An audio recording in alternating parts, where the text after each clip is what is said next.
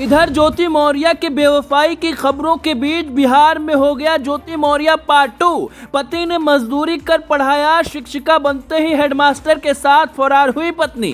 कहा तुम जैसे मजदूर और गंवार के साथ नहीं रहना, आईने में जाकर देखो अपनी शक्ल। मजदूर का रो रो कर हुआ बुरा हाल, बोला कोई भी अपनी पत्नी को मत पढ़ाना। ज्योति मौर्य मामले में भी आया नया मोड़, आखिरी फैसला लेने की आई बारी। ज्योति को लगा अब तक का सबसे बड़ा झटका, आलोक को मिला न्याय। इधर उत्तर प्रदेश में ज्योति मौर्य और आलोक मौर्य की कहानी की चर्चा हर कोई कर ही रहा था कि उधर बिहार में भी बहुत बड़ा खेल हो गया। वहां पर एक पति ने अपनी पत्नी को दिन रात मेहनत कर मजदूरी कर पढ़ाया, पत्नी पर आंख मूंद कर भरोसा किया, लेकिन अब उससे धोखा मिल गया। जब से ज्योति मौर्य की कहानी वायरल हुई है तब से लगातार ऐसे मामले सामने आने लगे हैं, लेकिन बिहार का जो मामला सामने आया है वो आपको हैरान करके रख देगा। मामला बिहार के वैशाली का है, जहां पर पत्नी ने पति से पढ़ाई की जिद की थी, जिसके बाद पति ने बहुत मेहनत से अपनी पत्नी को पढ़ाया। मेहनत रंग लाई और उसकी पत्नी टीचर बन गई।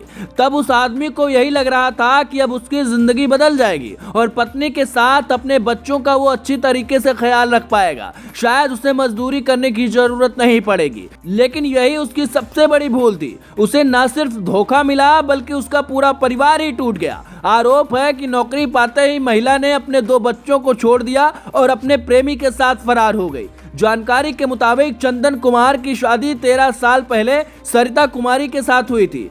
चंदन और सरिता की एक 12 साल की बेटी और 7 साल का बेटा है। लेकिन इतने सालों बाद जब सरिता अध्यापक बन गई तो आरोप है कि उन्होंने अपने ही पति के साथ खेल कर दिया। अब दर दर भटक कर चंदन न्याय की गुहार लगा रहे हैं और कह रहे हैं मेरी बीबी को कोई वापस बुलवा दो। चंदन का रो रो कर बुरा हाल है, जबकि उनकी बेटी भी माँ को याद कर करके रो रही है। पापा से पूछ रही है कि माँ कब घर लौटेंगी।